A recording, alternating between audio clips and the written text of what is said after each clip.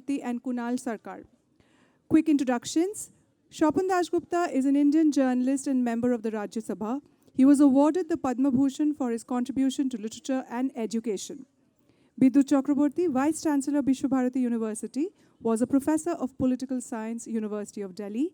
He is a prolific writer with several published books. Dr. Kunal Sarkar is a cardiac surgeon who is deeply involved in clinical research and advocacy. He's also a prolific debater, writer, and trainer. He is currently the president of the Calcutta Debating Circle. Dr. Sarkar is, again, stuck in traffic just about 2-3 minutes from here, and also because of the detour from East Gate to North Gate. We will call our other panelists up on stage to start the session. And as and when Dr. Sarkar reaches the venue, we shall have him up here.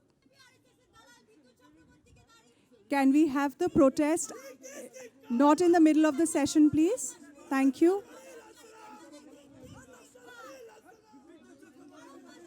No.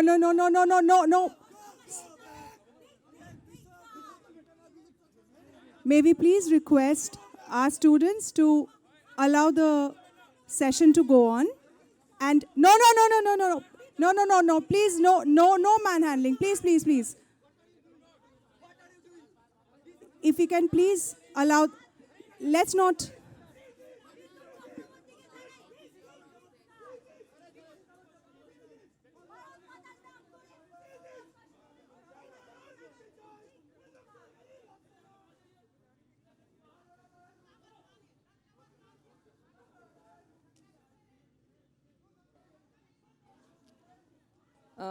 Professor Chakraborty, the mic is there. You could start the session. Thank you. We are waiting for Kunal Babu. He's on his way, and he'll be here as soon as he joins. But we have a schedule. He's just going to join you, so you can just introduce the session, please. Good evening. Namaskar. Adab. Sat Sri Akal. It's a great privilege to be here for two reasons. First, it's a platform in which I'm going to share with one of my friends and also a source of inspiration. Because Swapan Dasgupta is a friend of mine, yet he inspired me to get into the historical craft when I was a student.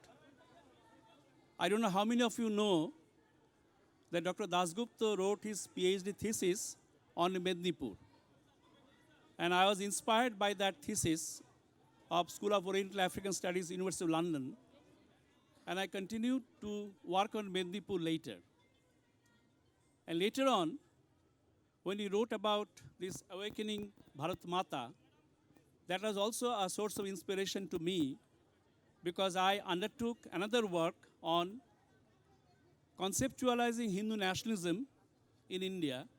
And there also, I have a personal debt to Swapan because his book, this particular book, Awakening Bharat Mata, gave me a lot of inputs to comprehend the phenomenon called Hindu nationalism in a new fashion. So I'm really thankful to you, Swapan, that you have been a source of inspiration to me as a friend, as an author, as an academician. I'm really inspired because today I see a revival of Swapan being a historian. Swapan is mainly known as a journalist, a reputed journalist of the country. But in this particular book, you will see Swapan returning as a historian. So I think I am really thankful that we'll have more of these books in the days to come.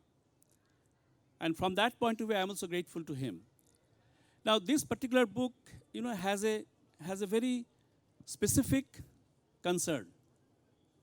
This particular book, to be very frank with you, is one of those first ones which dealt with a phenomenon which we have kept under the carpet. It's an alternative, Normally, when we talk of Hindu nationalism, we tend to wish it away by not being relevant to contemporary Indian history.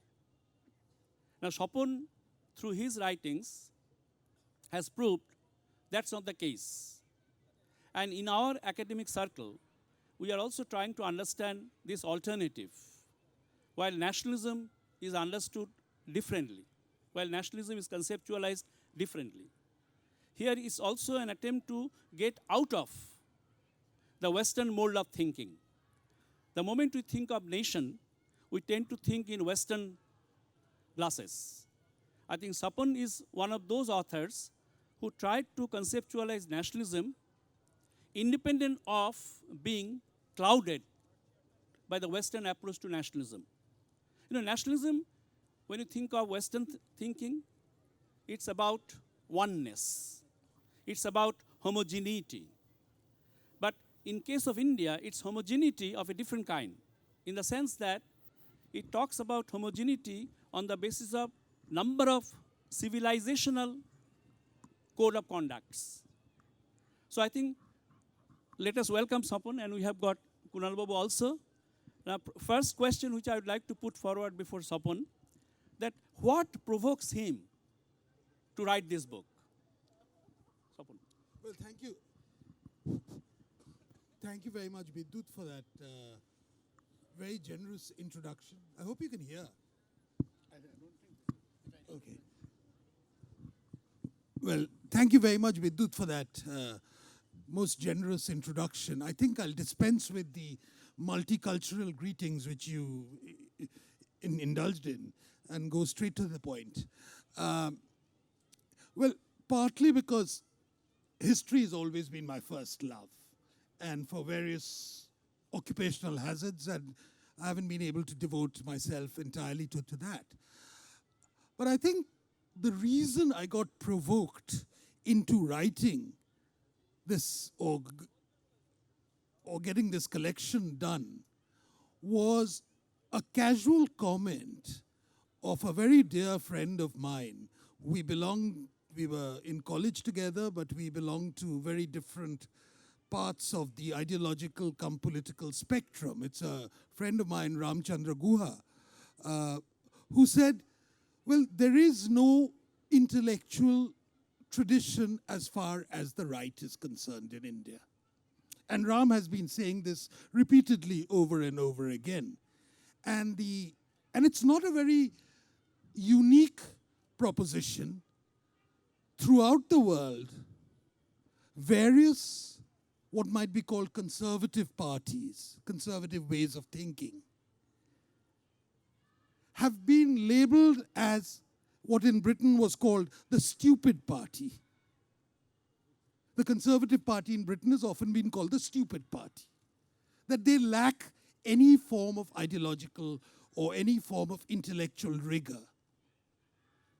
And one of the reasons why this is so is because politics for a lot of these parties depends on human experience and not so much on dogma. I think it's the collation of human experience rather than a certain prescriptive norm which is there. That you can't take human experience to a laboratory and then get a conclusion. And I wanted to get to this point within India, that what is called the right in India. Firstly, this word is a bit of a misnomer. I put it in the book partly because of the pressure from the publishers who wanted a convenient shorthand which could be appealing to, readers. The point which was there and which I wanted to emphasize was that the very iconography of this tradition is something which dates back to probably the latter part of the 19th century, perhaps to the early part of the 20th century, although you could probably find strands which go earlier, which have inspirations which go earlier. And what's also very unique about this is that most of these strands emanated from Bengal. I think a large proportion of it emanated from Bengal. Now let's come to this notion of Bharat Mata, which some people find appealing, others find offensive. The idea of Bharat Mata can actually be located to the 1870s when Bankim Chandra Chatterjee wrote his Bande Mataram song. And that was probably the first time when he visualized Bharatvarsh, which had been an earlier concept, and made it into motherland and visualized it as Durga. In the third verse, or maybe it's the fourth verse of Bande Mataram, I mean, unfortunately only one verse is sung these days. It's always the case, he said, Tuham Durga Dosha Praharani. Quite categorical, explicit. And he said, Tomare Mandir Gori. That is also there. And more than that, when Bankim Chandra wrote Bande Mataram and added it as a subsequent section onto Anandamot, it wasn't there in the first edition, it was subsequently implanted by him into that. It was probably not taken all that seriously. It didn't make waves the moment it came out. It was really Aurobindo who popularized it, who decided that epitomizes the entire spirit of nationalism in this country. And it was Aurobindo's translation of Bande Mataram, which probably hasn't really been bettered in my view. It's probably the best English translation you can get of Bande Mataram. And Aurobindo, who really popularized, and the concept of Bharat Mata, as we know it today, really emanates from that tradition. Now the iconography, okay, in this book I've put in a very kitschy form of calendar art form of Bharat Mata, which is the one which is popularized everywhere. Sometimes it is Bharat Mata on a lion, sometimes it's a Bharat Mata with a map of India, sometimes Bharat Mata with multiple arms. But broadly speaking, it's that same manifestation of Shakti which is portrayed.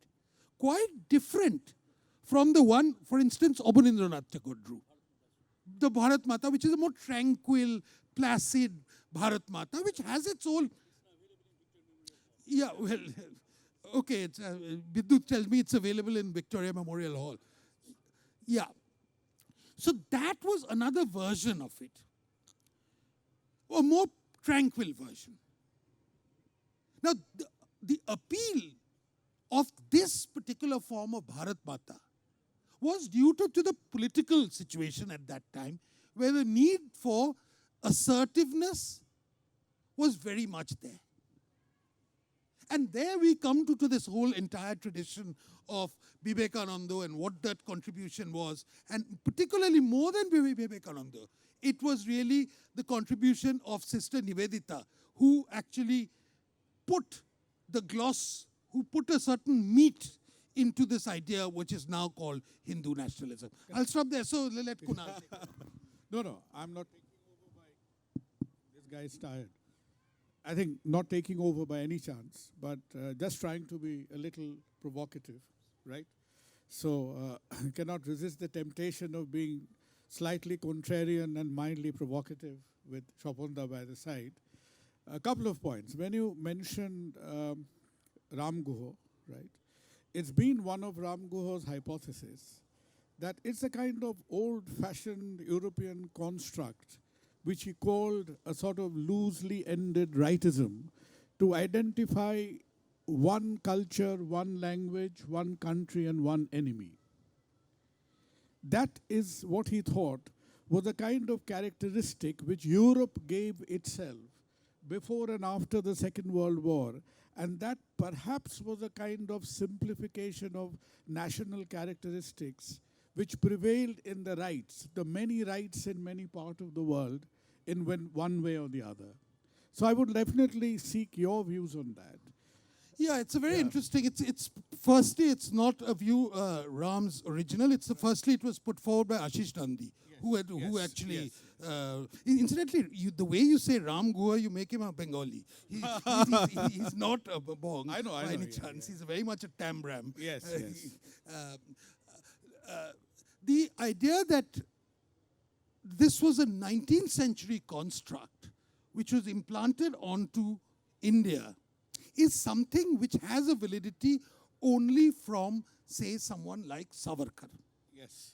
But if you look at it slightly earlier, the main question which obsessed all the nationalists of the 19th century, from about the mid-19th century right to about the 1920s, 30s, was the very one simple question: why did India lose its sovereignty?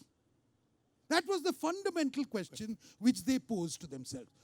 Was it because of a certain technological superiority which the Europeans had, which some people argued that, look, they had a better grasp of science, we didn't have a tradition of science which was there. If you read Neil Ferguson, you'll find that that sort of point comes out. Yes, another point, sir, when you refer to the Indian right, as opposed to the kind of the right in the times of the Tories and stuff like that, the Indian right has been kind of identifying itself from the characteristics of nationalism, patriotism, etc. But the Indian right most of the time has been very left as far as economic leanings and beliefs are concerned. I mean, we probably jumped a bit of chronology in Yes, that, yeah. but I think you're very right. Firstly, the term right is very problematic. Very problematic. You know, I've often preferred the term conservative to describe it, but the problem with using the term conservative within an Indian context is that it has no equivalent in any of the Indian languages. I mean, you can say Goar, which actually means stubborn, but it doesn't really. Some people use the word Sanatan. Sanatan actually has a different context whatsoever. Sanatani was used at a time to describe certain Orthodox Hindus. But in this case, I think Disraeli was probably right, correct probably, in suggesting that the Conservative Party is national or it is nothing. Yes. So you cannot, by definition, have something called a right-wing international. Like you can have socialist internationals and communist internationals. You cannot have. It is by definition specific to societies in which they are grounded. So the Australian right and the British right and the American right are different.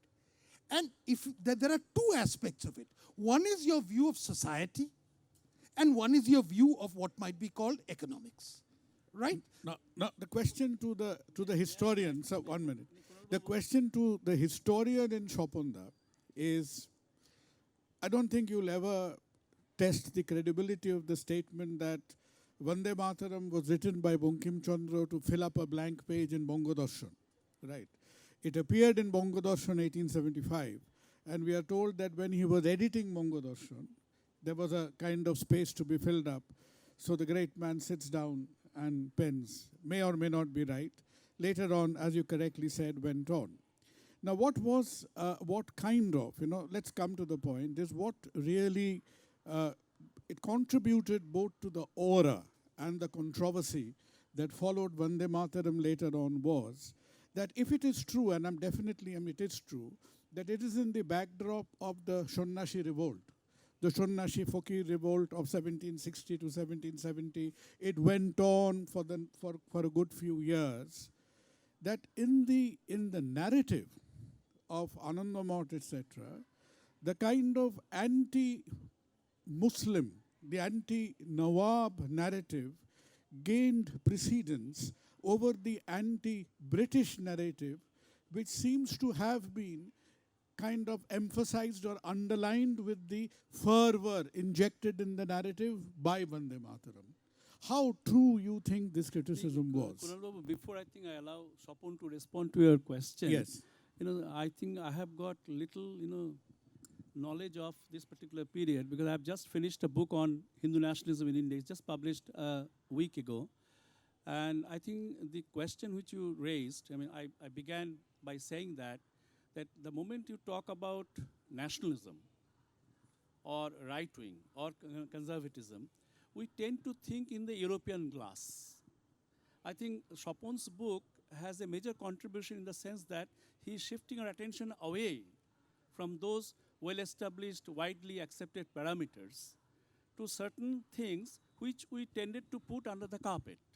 And I think, Swapan wrote about it, and Swapan started with Bankim. In my book, I started with Dayanand Saraswati. Satya Prakash, if you read Satya Prakash, Dayanand Saraswati was trying to mobilize or trying to organize, a community, regardless of religion, simply because they are united or tied up in terms of what he called civilizational ethos. Sure. And I think, that particular point of view Swapan mentioned, I think if you read Bhudev, I mean, that's a very rare thing because I mean, Swapan probably is the only author in this genre who talked about Bhudev's writing, and Bhudev also reinforced the point which Dayanand Saraswati talked about in the late 18th century. So I think, the point which we're talking, even Ram Guha, I think there is a misconception that, the alternative which the so-called Hindu nationalist suggested. No, I think there's a different interpretation because even if you look at, he's correctly referred to Kolkata, even if you refer to Anushilan Samiti in Kolkata, because that is where I think, say, even somebody like Hegdewar cut his teeth over there. Because somehow, both Hegdewar and I think later on Golwalkar, they were medical graduates. And both of them were medical graduates from the same medical college in Kolkata, from National Medical College. And when Hegdewar was, I mean, Anushilan Samiti was one of the first institutions. If I'm not wrong, Anushilan Samiti's motto was Janani Janmabhumischa Sarkadapi Goryoshi. That's right, that's right. So Anushilan Samiti is sitting in Kolkata, being headquartered in Kolkata, they have already manifest themselves and made this announcement to the world in the unambiguous terms that what it was about. So I was just asking Swapan in the sense that the background of Vande Mataram, the historical background of Vande Mataram, and later on it had its huge share of adulation and due share of controversies, that does he think that both were justified historically? Yeah. No, I think that's a very relevant question. And I think this comes down to this deep ambivalence which the nationalists, at least the early nationalists, had about British rule. Right. There was a huge degree of ambivalence. My old teacher, Tapan Rachel, used to call it a schizoid response. On one hand, there was this emphatic appreciation, attempt to emulate, and almost a slavish genuflection before what might be called Western civilization. And I think that's there with all the nationalists. At the same time, this was used to say what India lacked. And if you look at Bhudev, or you look at Swami Vivekananda, they'll say, what did we lack? We lacked national unity. The type of patriotism, they were constantly going on. Look at the type of selflessness, what the type of national unity which is demonstrated by the British, by the English. They called it English then, it included the Scots. And along with it was another point of view that British rule in India actually rescued the remnants of Hindu civilization. Now, today that might sound very problematic, but if you read someone like Sir Jadunath Sarkar, his studies of the decline of the Mughal Empire, etc., that theme comes across very strongly. And that is also very much there probably in the last section of Anandamod, where he says, no, no need to despair. There is now something in the offing which will offer us peace. And so, that was seen as a respite, particularly in the last days of the Mughal Empire, where India descended into chaos. The alternative was another one, which came in briefly, fleetingly. And Bhudeb actually pointed out when he wrote this Kalponik Itihas, when he wrote this imaginary history of India, where he saw in 1761, the Marathas had won the Battle of Panipat, the third Battle of Panipat. And to him, that was important because the third Battle of Panipat was really the decisive thing which tilted the scales in favor of the British. The last real challenger to the British were the Marathas, and the Maratha kingdom had degenerated considerably by then. But the type of future which he envisaged with the victory of the Marathas actually had India ruled with the rule of dharma, but more than that, it was technologically advanced. So the idea of taking technology from the West was something which was there. So as you can see, the question of Gandhi was probably the only one who had an outright rejection of everything Western almost in its totality. I mean, Gandhi in that sense was really quite unique in that way. But as far as the rest of it is concerned, and this is not something which is confined to the right or something. I mean, whether it was Gokhale or, say, Bhandarkar, when they talked about social reform, their idea of a corporate unity of India is something which they took an inspiration very much from this. So I would emphasize that you're probably right in talking about Bankim Chandra's the emphasis and the disdain which they had for particularly the latter Mughals in that. And Jadunath Sarkar is probably the prime example of this, who put it across very explicitly. Even you can add Nirad Chaudhary. Nirad I mean, also, if I might give a anecdote of Nirod Babu one day. Someone came up to him, and this was in Oxford in the 80s, and they were talking about Fazlul Haq, and they said, someone mentioned, but they were talking about Bhadralok politics in the 1920s and 30s in Bengal, and someone mentioned Fazlul Haq as being, and that Nirod Babu had missed out on mentioning Fazlul Haq. So Nirod Babu sort of got irate, as he was inclined to do it many times, and said, Fazlul Haq, a Bhadralok? You can call him a Pathan, you can call him a warrior, you can call him a Musalman, but you cannot call him a Bhadralok. I think it's a generational thing, but I think it more or less summed up what some people believed at that particular point in time. But, I would definitely value your interpretation about one more, I think, very significant happening in this time is you have mentioned repeatedly, both in your book and right now, Vivekananda and Nivedita, right? But how do we, in what light do we see the fact that when Vivekananda finally, with his failing health, his last visit in sort of 1888, 1899, he pens down the Constitution. We are told he wrote the Constitution of Ramakrishna Mission himself in his hand, using all his resources as a lawyer, that he separates his entity not to have any kind of political nationalistic affiliations. He creates a kind of barrier between the two. And was it not Nivedita who ultimately pays the penalty for that? Because I think she is the only one who came up becoming an untimely martyr to this kind of, I don't know what it was, a kind of rigidity of stance, a change of view. Because the fervor, the fire that we, as you correctly say, we saw in Nivedita, I think a lot of it was unrecognized towards the closing days of her life. Yeah, I think this is a fascinating issue. I mean, there's a term which some historians have used, which is called non-political patriotism. And whether this was expedient at that particular point, whether this was tactical or not, is something. Bankim Chandra is one example of this. A man who held a job as a magistrate for a long time, And therefore, the occupational constraints of him actually being a self-censorship to some extent.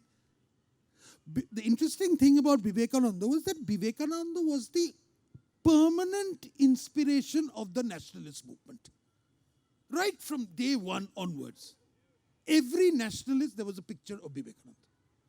I think we all agree. And that it was seen that, but now you want to say, how do we pinpoint it?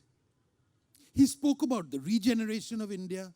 He spoke about India's conquest of the West in a spiritual sort of way. He spoke about the glory of India. He had some harsh words to say about some communities, but that's a here and there. But take Nivedita, for instance. Look at, I just want to quote one thing from Nivedita. And she writes, aggression is to be the dominant characteristic of the India that is today in school and classroom. Aggression and the thought and ideals of aggression. Instead of passivity, activity. For the standard of weakness, the standard of strength. In place of a steadily yielding defense, the ringing cheer of the invading host. Merely to change the attitude of the mind in this way is already to accomplish a revolution. And the inception of some such change will become evident.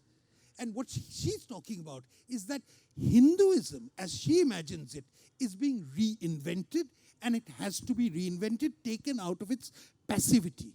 When Vivekananda spoke about, and in a slightly disdainful way, about the patient Hindu, the mild Hindu, Nivedita took it a step forward and said, this is the logical conclusion of my guru's teachings. She designs the map of India. She does everything. And she proves to be too radical for her fellow sannyasis to digest. And so she's, sort of banished out as a ultra-radical in the sort of sphere. But is the question which I think is more important is, does Nivedita represent the logical continuation of Vivekananda and the points which Vivekananda was silent about? Does the feisty Irishness of Nivedita give expression to that? I believe it does. And I think really today much of the debates which are there on Vivekananda is really, do we see Vivekananda as an earlier day version of the modern Hindu godman? Or do we see him as a sort of the beacon of Indian nationalism? And I think a lot of the political schisms which take place in India today on the question of Vivekananda centers on this interpretation. But Swapan, let me just supplement your point. If you look at Vivekananda's 1893 speech in Chicago, there he categorically mentions that I am proud to belong to a religion that has taught me toleration, that has taught me universal love. So I think here Vivekananda had in mind probably Hinduism. So he, didn't... He's saying, I'm proud to belong to a religion. So here there's Hinduism no ambiguity is about important. that. But Swapan, I think, I would like to raise one question to provoke you further. Bande Mataram, or the idea of mother being a source of inspiration, continued to be effective probably till C.R. Das was alive. The moment Gandhi emerged, I think it appeared to have lost the importance which it had in the earlier generation. Is it due to the emergence of Gandhi, or is it due to the expansion of political contour of India beyond Bengal, Punjab and Maharashtra? I think that's a very interesting one. Certainly Gandhi didn't emphasize, the idioms, the imagery used by Gandhi was very different. I think we all recognize that, and it's quite clear. But if you look at how the nationalist mobilization was affected, and you go down from the national level, and you go into the states, and you go into the localities, and I think there's enough empirical evidence to point out that whether it was in Uttar Pradesh, whether it was in Punjab, whether it was in the old Madras presidency, the use of Bharat Mata was recurrent. The imagery, the calendar art that comes about. The British Museum has a lovely collection of band portraits and things like that. And you'll see Bharat Mata is recurrent all the time. It's not that it was not used, it was used everywhere. And this was the basic problem, I think, which the Nehruvian Congress was later to encounter. That Congress was mobilized in a particular way in the localities, in the districts, using the imagery, and there was Nehru using a very, very different form of it. And that mismatch between the two is something, some people say, why didn't the Nehruvian project succeed? After all, it was there. I mean, the Nehruvians have ruled India for a very, very long time. Why didn't that project succeed entirely? Because that project never actually permeated into the ground. It went against ordinary sensibilities on the ground. There the mobilization, there the imagery, there the belief systems were completely different. And I think the split in the Congress, and I'm coming to more contemporary history, I think the split in the Congress in 1969 really formalized that. And I think if you really look into the decline of the Congress, I think you will see the genesis of the decline of the Congress from 1969, when it ceased to be the all-embracing party of Indian nationalism and became an entirely Nehruvian project. And that's enough provocation for you. One question to both of you. One question to, I think, we cannot miss the opportunity of having somebody from Bharati amongst us. That as we discuss the early 20th century, the rise of nationalism, the imagery, and the rest of it, and we've been through Gandhi and Nehru, but isn't in this period or in this era, isn't the real elephant in the room Rabindranath himself? Mm-hmm. Because from 16 to 30, Charodhya has come across. Ghore Baire is there in front of us. So what is the kind of counter thesis? I would have loved to had a little bit of this in your book. You've gone through so many stirring glimpses of philosophies. That what do you think? As we have the in some ways the ascendancy of Indian nationalism on one side, you are also having the intensification of Rabindranath's thesis on the other side. Mm-hmm. So how do you think? I mean, how did one affect the other in this era? Because they are coexisting. Yeah, first of all, 1916 to 1930, Tagore is at his peak. No. With his literature is flourishing. Yeah, first of all, I am not, saying as Vice Chancellor Bharati here. No, I am, part of this panel by virtue of being an academic who is interested in this particular period of history. And on the basis of that, I can say, recently I have been working on Tagore, and I'm trying to bring out his distinctive contribution to the idea of nationalism. I think Tagore, by virtue of being his upbringing and also by virtue of being political constraint which he underwent at that point of time, was little tempered in his, in his statements, in his speech. And I think, at that point of time, being in touch with Gandhi, he probably tried to understand the all India scenario more than the local scenario. And here, I think instead of talking about the novels, you referred to Ghore Baire, which is widely known. I think I would refer to Gora. Gora, I think, is a perfect example of Tagore's own dilemma about the type of nationalism which he was, groping for. And I think there I see how Tagore is being, tilted in favor of Gandhi in the first part of the novel, and then later on he's tilted against him. And especially when Gora realized that he was born to an Irish parents, then I think his idea of appreciation of motherlyhood to the mother who nursed him since birth, there, I think the idea of mother, Bharat Mata, the idea of Mata comes. So I think, Tagore's writings, if you look at, for instance, Swadeshi Samaj, it's very categorical that he was trying to evolve what is called indigenous industries. And probably that he's the only person, long before Modi talked about in 2006, like who adopted 50 villages. And, I'm quite fascinated by his understanding of how to get rid of poverty, instead of, donating money, he gave them skill. And even today we have been continuing with that. But if you look at, his essays in Kalantar, there you will come up with, the tilt or the dilemma which Tagore faced after having met Gandhi, after having, read Gandhi. And as you know that, despite being very friendly with Gandhi, he was very critical of Gandhi on occasions. 1934 Bihar earthquake, when Gandhi identified that earthquake as nothing but a God's caprice. Divine retribution. Divine retribution. And Tagore was the one who raised his voice, nobody else. But Gandhi had a point, because he said that because it was Gandhi who spoke about it, people would probably be scared of practicing untouchability. So he had a different kind of objective.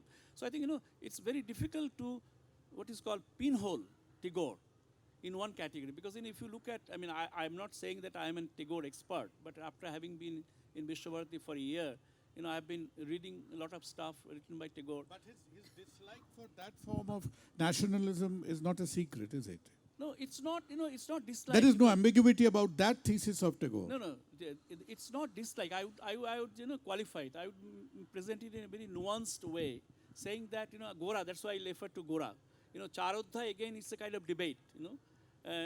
In which nothing comes out very specifically. But in Gora, it comes out very specifically, where Tagore was not very clear as to what sort of nationalism he was in favor of. So I think, that's my position. But in that slim tract on nationalism, which Rabindranath Tagore wrote, I think the main focus of attack comes across as Japanese militarism. He was really offended by what he thought was an old civilization which had been derailed in some ways by militarism. And that disturbed him fundamentally. But before that even his attack on Gandhi was not limited to 1934. In 1921, when the non-cooperation movement started, the type of vicious attack he made on Gandhi, that this great fear which is stalking this country, it was quite clear that he could not identify with that. Now, there are some people who, Nirod Babu was one of those who used to say that Rabindranath had a sort of spurious universalism he suddenly discovered. Nirod Babu was always a great one for these sort of things, but being a great admirer of Rabindranath all the same. But, my question is it right? He was not principally a political activist. Is it right to look for consistency of political views in a poet like Rabindranath? It's a larger question I'm throwing. Because I think you'll find that there are contradictions galore. True. And yes, there are times when he's completely opposed to any form of nationalism as we know it today. There are times when he embraces it. And there are times when he goes completely otherworldly. He takes the sort of Upanishadic root of Hinduism, the metaphysical sort of abstraction which a lot of scholars sometimes love to escape into. When they talk about India, that India, the sort of land of holy hermits and, people who meditate in the Himalayas. The lovely esoteric stereotype which we sometimes love to believe. Whenever he created intellectual confusion, the tagline used to be Unito Kobi. Now I'll give you an example. Unito Kobi became a very important tagline of the Kunal Babu, I'll give you a very good example. The Swapan made the point. I'll give you an example. Jagadish Bosu's son was rusticated from Vishwabharati by Tagore himself, simply because he participated in the non-cooperation movement. So that means, the point which Swapan made is well substantiated by this kind of thing. But I think, Swapan, I would like to add, one more point with what you said. The 1916 tract on nationalism, I think, needs to be read with reference to Gora, Rakta Karabi, and Tasher Desh. Probably in that, then, I think that was, as you said, it's a strong attack, sharp attack on the Japanese, very narrow-minded, very parochial kind of nationalism. But if you look at that text That was a kind of very, I would say, very, off, racial, off the cuff kind of response. But that needs to be read with reference to these three important novels. Then probably we'll get a kind of glimpse of what Tagore thought about nationalism. Very, very fair comment. Shall we take in some audience questions or response at this stage? Any questions? Yes.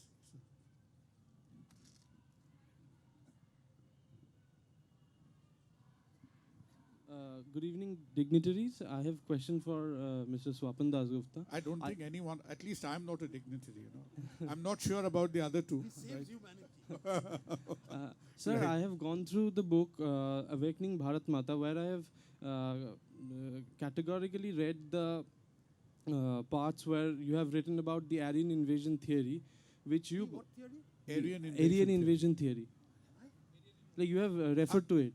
I don't think that figures very prominently in the book. Not I don't very think it prominently, does. but I just want to know your take on that particular issue, because I think you have given a shady idea about it there. Because many of the people whom we call the Indian right today do not believe in that theory, which they say is absolutely debunked by the recent discoveries. See, frankly, I'm not a great expert nor have I read much of the literature on that. All I can say that from a historical point of view, it was conventional wisdom till fairly recently that there was an Aryan invasion of India.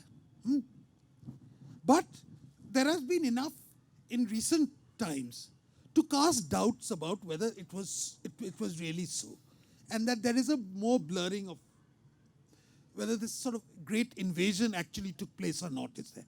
So this is it. I understand the political reason why this has been used, how this has been used. But personally, I am not ready or competent to jump into this rather fractious debate which has taken place. I mean, I'd rather keep out of it partly and plead ignorance and I think I'll plead ignorance on this count. I think Joyanto will have some expertise. I think there are two clubs of historians who are very passionate about dating civilizations, isn't it? So that is where they get very emotive about this subject, as to it sort of distorts the dates of the Harappans as to who came before whom.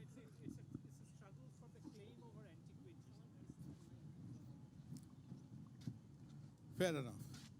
Yes. I think, gentlemen with the sunglass, you had your hands up first, please. Over there.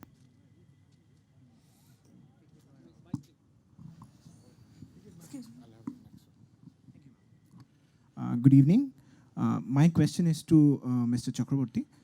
The thing is that Tagore, Mr. Chakraborty mentioned Rakto Korobi. So I was working on Rakto Korobi, and the supplementary works that I had fallen upon were Raja, which is another play by Tagore. So in Raja he mentions Achotta. I can't do verbatim right now, but what he means is that when the public retaliate, it's the king in the people that gets hurt. The king, he is always in the shadow. So Rabindranath's, this is my question, Rabindranath's nationalism, okay, he developed over time. I was in Vishwabharati a few days back, so I got this piece of literature where it said when Rabindranath started off, he actually was a very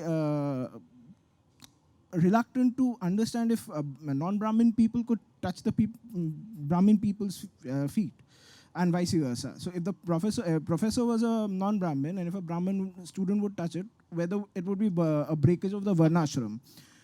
Later on, he just changed, and like over time, he developed, and in all of these plays, be it Raja, be it Rakto Korobi, be it Daghor, everywhere, the king is a shadow entity. So the Bharat Mata thing also comes in here, because he's not referred to Bharat Mata ever. So, sir, like, is there something that, like, right now, Bharat Mata, the image of Bharat Mata is being evoked for a lot of political reasons and all of it. So, how can we assess the present scenario in context with Rabindranath, who was actually discarding the image of Bharat Mata and moving towards a more secular image.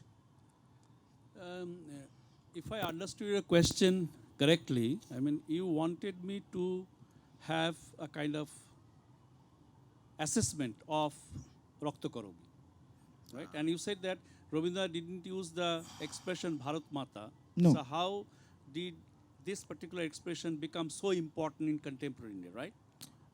Not only that, like Rabindranath moves away from Bharat Mata. No, just a minute. So the Rakta Korobi, let's come Yeah, to Rakta Korobi. yes, sir.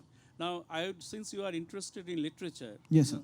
I cannot claim myself to be an expert on Tagore, Yes, because sir. I do history, political history, simple political history. But having been in Vishwabharati and I'm reading stuff by Tagore, read Rakta Korobi with Bishorjan. Yes, Bishorjan, Rakta Korobi, yeah. And read the character of Govinda Manik, Govinda Manikko, yes. right? Govinda Manikko and Raghupati. Now, Rabindranath didn't use the term Bharat Mata, but he opposed goat being sacrificed before the deity. In front of the deity, yeah. Deity, right? So I think there is an opposition, agreed. But here he is making a larger point. Here I think I draw Rabindranath's inspiration from Gandhi. Pardon, please? Gandhi, because non-violence, he is talking about non-violence. When it was announced, when the Govinda Manik announced that there will be no sacrifice from tomorrow onwards, Yes. The Hallagulla in the kingdom, Yes. and all the royal priest, he mobilized everybody. And then, Govinda Manik's brother, initially he was tilted in favor of Raghupati, and then he deserted him. So I think, if you look at the storyline, and if you look at the storyline of Rakta Korobi, Tagore, probably I think to me it's an attack on British authority.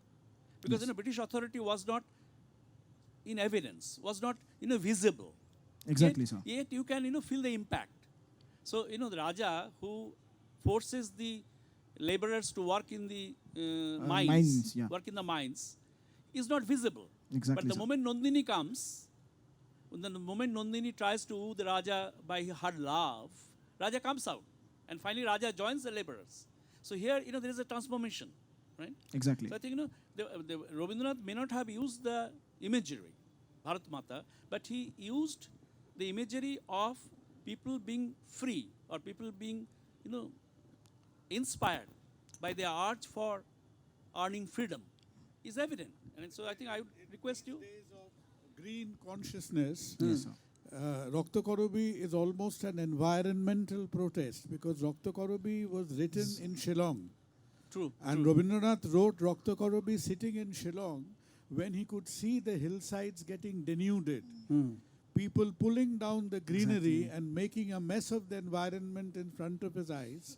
That is where from his allegory of people delving into se Matir Gorbhot theke Ratno niye beriye asche, that famous paragraph probably comes from that, because he started and finished Rakta Korobi in a matter of few days. He used to revise his writings many times. He was very fastidious.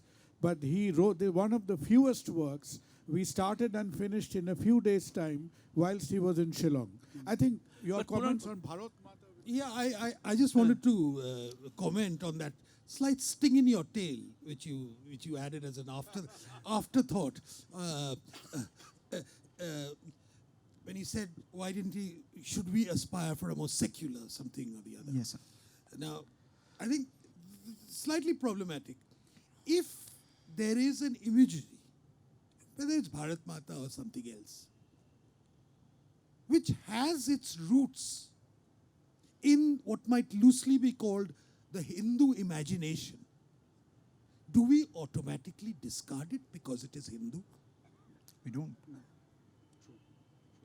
That is the fundamental question I want to ask.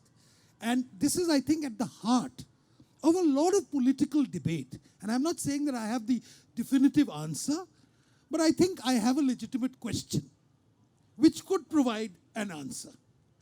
No, I think Kunal Babu, about the environment thing, I think probably Muktodhara is a better example than Rakta Korobi, right? Yeah, sorry. Very good evening. Continuing with the last thought that you said right now, the thing is, Bharat Mata was a construct by as a means of unifying the spirit of India, unifying India, and it was invoked by Bankim Chandra and Rabindranath Tagore in their different ways. The point is, the narrative of Bharat Mata has been molded multiple times over the centuries and over the years. Now, considering that the character of India has changed over the years, and now we are at a situation, at a stage where India is quite different to their times. Is there a way we can mold the narrative of Bharat Mata to unify the entire country and also be agreeable or amenable to the communities who are opposing it right now? Yeah, it's an interesting question. I mean, the idea of Bharat Mata, you're right, it was meant to actually personify the spirit of India, both physically as well as emotionally. I'm not giving you any suggestions. I'm only asking if there is a way where all the communities might not oppose it. I am still a little perplexed. You know, the construction of Bharat Mata is incidentally relatively modern in that. That's why I said, you know, Bankim Chandra, we can sort of trace it. Although if you look at Radha Kumar Mukherjee's work of the fundamental unity of India, it's a very useful lecture which he delivered in the University of Mysore in 1921, where he traced the idea of India as available in various old religious tracts, particularly the Puran and the Vedas, different one. And there have been other things where talk about India as a sort of a sacred geography, which is a term which this has been used, you know, where the pilgrimages are really which delineate the boundaries of India. It's fairly, if you look at it, the geography of India and the pilgrimage centers are more or less contiguous. That's the idea of India comes in. Now, all of this, the inheritance which we have, is located somewhere in our culture, which you choose to call religion. Because I think the separation between the two is rather thin. What is culture and what is religion in India is rather thin on the ground. Now, my larger question is that there were certain objections to the use of Bharat Mata, to the use of Bande Mataram in the 1920s, slightly before that. I mean, starting off from 1905 onwards, there was a lot of objection to that. These objections ceased after 1947, but they were resurrected in recent times, just as these ideas even were resurrected. Now, I don't believe that you can have an India which is completely sanitized of its culture and made into a legal document. India, to quote Sarkar, was not a treaty state.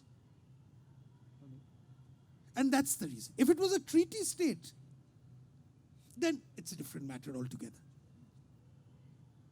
India has a certain existence which predates the Indian Republic and predates the Indian state.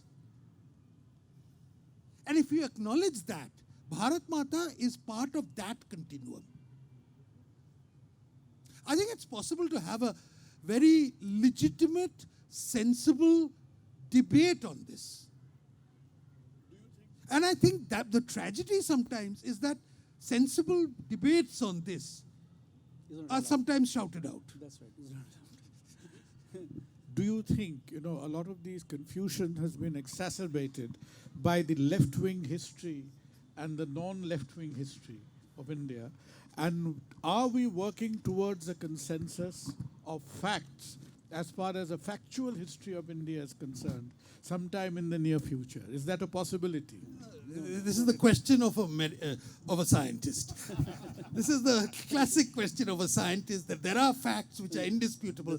Look, history doesn't work like that. I mean, the point is, yes, it is. There is no doubt that one of the biggest casualties inflicted on by the left in India was that it made Indian history unreadable.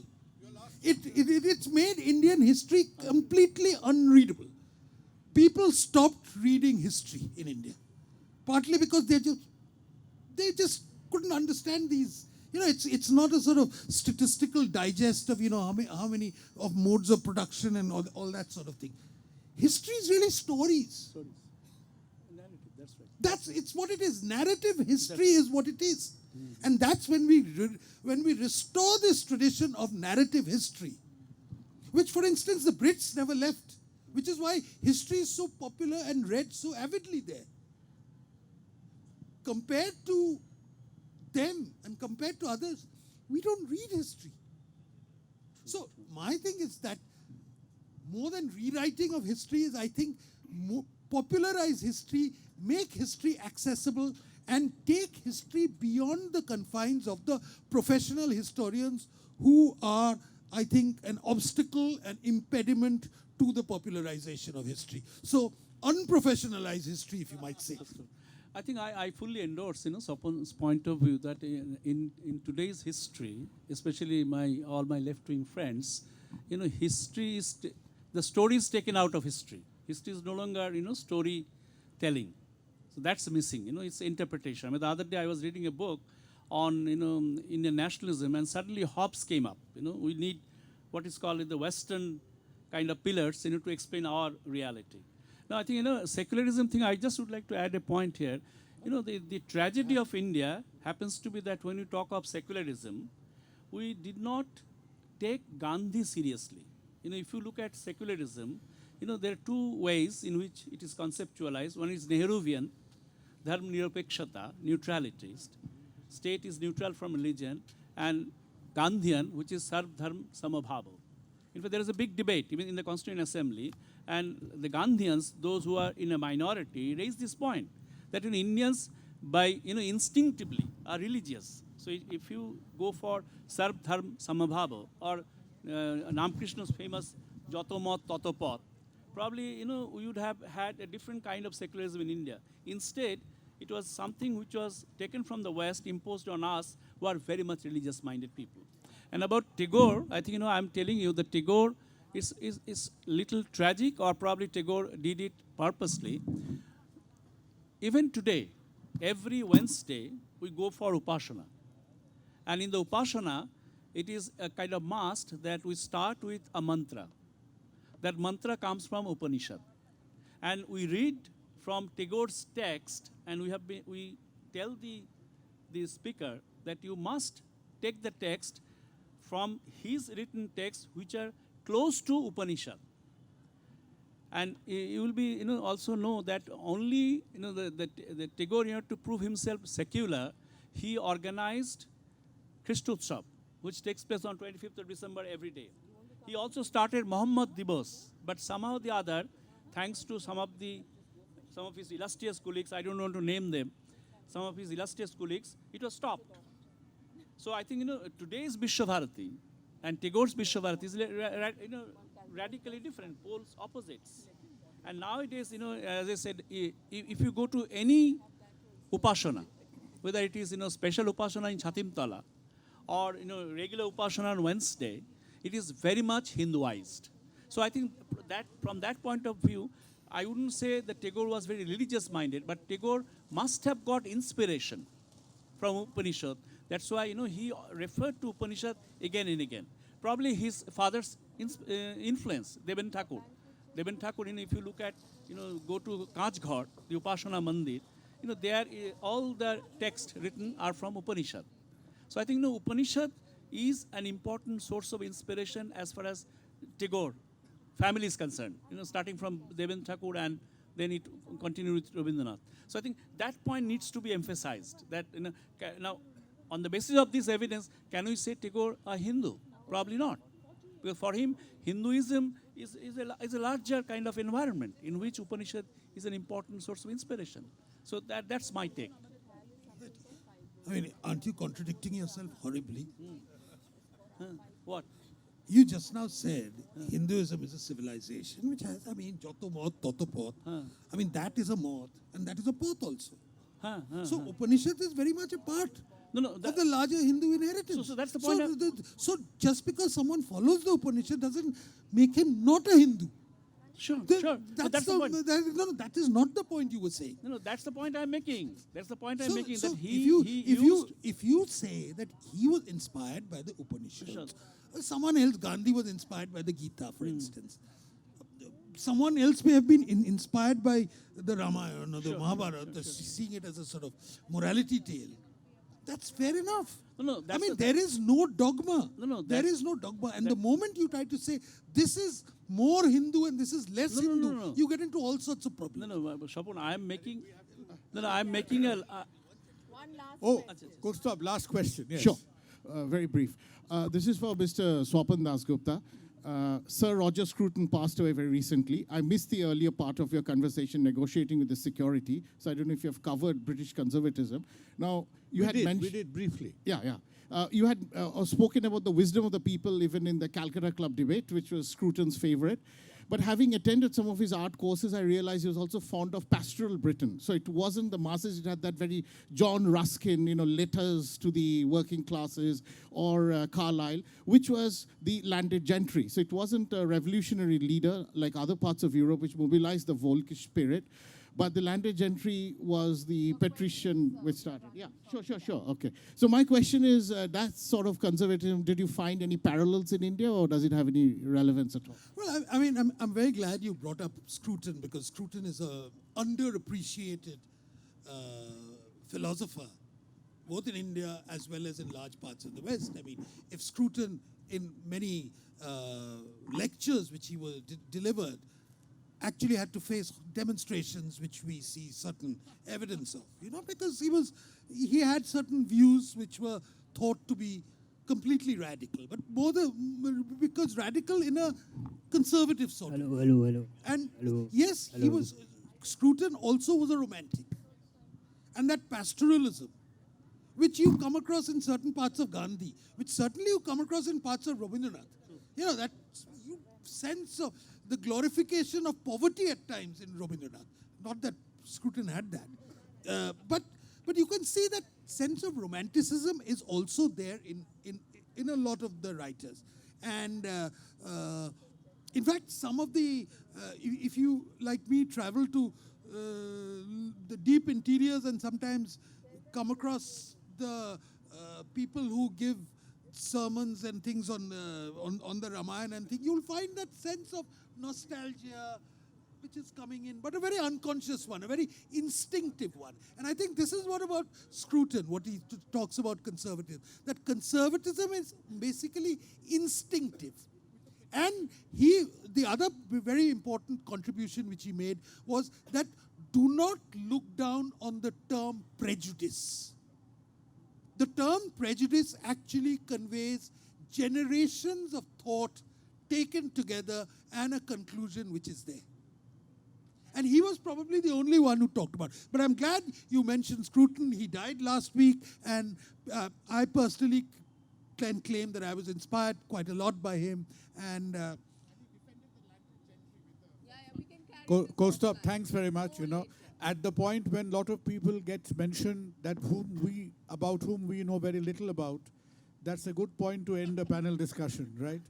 And I think, thank you to everybody, and thanks to Swapan especially for the last third of the book, where your excerpts is the lazy man's guide to, curiosity. or political correctness. Political correctness. Wonderful excerpts, from starting from Naipaul to Nirod Chaudhary to everybody. To Swapan, thanks a ton for a wonderful book. Thanks to the organizers of the Litfest. Thanks to the audience who have braved not only the cold, but bit of sound coming in from here and there. And on that note, we come thanks to to absent friends. Thanks. Good evening. Good evening. Thanks.